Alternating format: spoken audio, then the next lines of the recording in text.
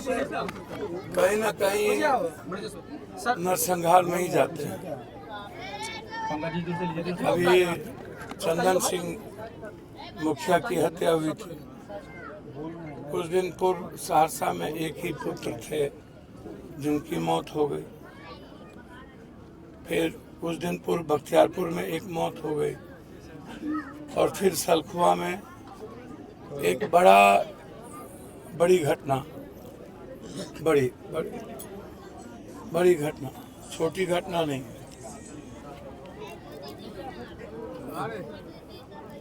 ही मुझे समझ में नहीं आया, छोटी छोटी बातों को लेकर के लाठी से, रड से इतनी बेरहमी से पीट पीट कर मार देना, और समाज बिल्कुल संवेदनहीन हो जाए, समाज खड़ा ना हो। ये रेयर एंड रेयरेस्ट मर्डर है। अब ये हम नहीं कह सकते कि दोनों आदमी के बीच कौन सी पुरानी सामाजिक विवाद थी, लेकिन उसके कारण इतनी बड़ी घटना, बच्चे और पत्नी दोनों पर हमला, पत्नी बच गई और पुलिस को कहने के बावजूद पुलिस ने निष्क्रियता बदली की, और उन्होंने यदि वो सक्रिय रहते और सजग रहते और उस वक्त वो समय पर आ गया होता तो आज इतनी बड़ी घटना नहीं घटती, उस बच्चे की जान बच सकती थी। और आज ये परिस्थिति पैदा नहीं होता। मैं बार बार कहता हूँ कि बिहार की स्थिति, बिहार की दुर्गति अपराधियों के हाथ में चला गया। अपराधी, माफिया, भ्रष्टाचारी, बलात्कारी, ये लोग बिहार को प्रोटेक्ट करने लगे हैं और यही लोग बिहार में संचालित होने लगे हैं। लगभग जो राजनीतिक स्थिति है उसमें अपराधी, माफियाओं को ही तवज्जो मिलती है। समाज भी ऐसे लोगों को ही सम्मान देने लगे, जातीय आधार पर डर के कारण हो या जातीय आधार पर अपने अपने गुंडों को, अपने अपने माफियाओं को तवज्जो देती है। हम को दुख इस बात का है कि अभी तक जो लोग पीटे हैं, मारे हैं, वह अब इस घटना को बड़ी घटना में बदलने के लिए बार बार धमकी दिया जा रहा है। कहा यह जा रहा है कि अभी हम और मारेंगे। लगातार चारों तरफ वो घूम रहा, प्रशासन बिल्कुल चुपचाप है, मौन है। मेरे आने का सबसे बड़ा कारण है कि इस परिवार को न्याय मिले, इस परिवार की सुरक्षा हो।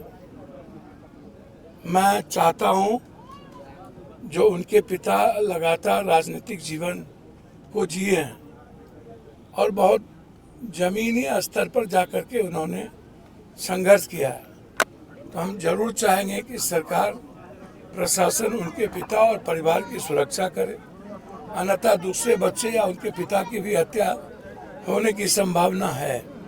इसलिए मैं सरकार से सुरक्षा की मांग करता हूं, 3 महीने के अंदर एसपीडी ट्रायल की मांग करता हूं, फॉरेंसिक रिपोर्ट और एसएफएल के आधार पर जिस वक्त ये घटना घट रही थी उस वक्त मोबाइल टावर में कौन कौन लोग थे और वहाँ किनका किनका लोकेशन है, उस आधार पर उन पर कार्रवाई हो।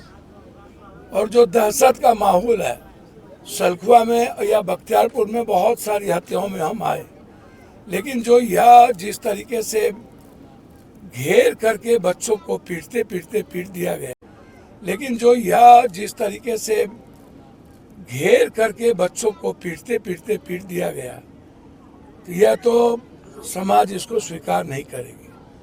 और हम इस परिवार के न्याय के लिए ज़रूर हम डीजी साहब से, गवर्नर साहब से मिलेंगे। हम उम्मीद करते हैं कि कल शाम में या परसों गवर्नर साहब से मेरी मुलाकात। कई घटना है, जैसे जाले में बलात्कार करके मार दी गई, इस तरीके से कई ऐसी घटना है। मोतिहारी में एक यंग लड़के को तेजाब छीट के मार दिया गया। मैं वहाँ भी परसों जाऊँगा, तेजाब छीट करके मुजफ्फरपुर में रानीपट्टी में मार दिया गया। तो मैं बहुत इस मामले में मैं किसी को छोड़ता नहीं हूँ, बकसता भी नहीं। सर, इसमें 13 अभियुक्त हैं, इसमें 2 ही गिरफ्तारी हुई है। मैं अभी वही बात कह रहा हूँ। अभी आप देखिएगा तो हम अभी गए थे मधेपुरा में, एक स्कूल के बच्चे को स्कूल में मार दिया गया, छोटा सा बच्चा, 12 साल का बच्चा। तो सुबह से लेकर के रात तक अब लोग क्यों संवेदनहीन हो चुके हैं। लोगों के घर में अब कोई सुरक्षित नहीं है, कब किसको कौन मार दे। और ये जो ड्रग्सी हैं, हफ्सी हैं, शराबी है, ये किसके साथ कहाँ पंगा कर ले, कहाँ झगड़ा कर ले, किसको मार दे, किसकी बच्ची के साथ बलात्कार हो जाए, किसका पिता लौट के नहीं आए, किसका भाई मारा जाए, ये अब कोई नहीं कह सकता है। हालात बिहार के अच्छे नहीं हैं और किसी भी राजनीतिक व्यक्ति की भी स्थिति अच्छा नहीं है। सभी लोग गलत लोगों को ही पार्टी में प्रश्रय देती है और गलत लोगों के पैसे से ही दल चलाता है।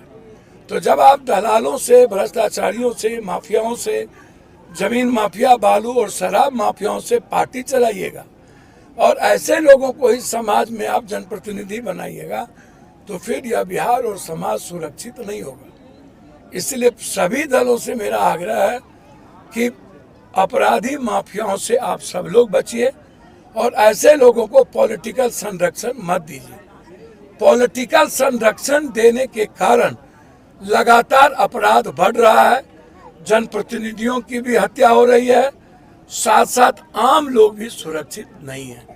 इसीलिए 3 महीने के अंदर एसपीडी ट्रायल, इस परिवार की सुरक्षा, इसकी मुआवजा और जो लोग इन्वॉल्व हैं अविलंब उसकी गिरफ्तारी। सर, उस किसी के भरोसे वो जीते थे कि परिवार, क्या उनको सरकार के द्वारा कुछ जॉब प्रोवाइड किया जाना चाहिए? देखिए, सरकार को देना ही चाहिए। मैं आग्रह करूंगा,